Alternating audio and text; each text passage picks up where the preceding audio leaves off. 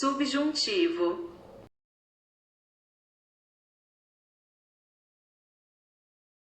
It is mainly used to express wishes and hopes.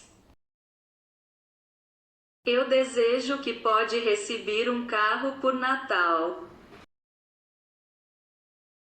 The present subjunctive is also used after impersonal expressions with a Q which indicates probability or uncertainty.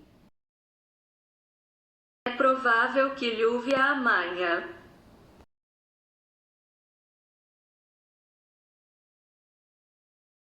The indicative, on the other hand, is used to express objective observations, facts or observations. Ele vê a TV.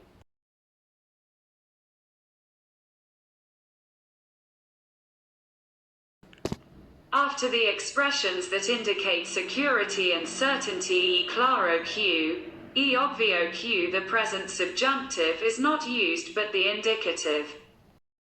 E claro que Maria é a melhor da turma. Querer, esperar, desejar. Ver, saber.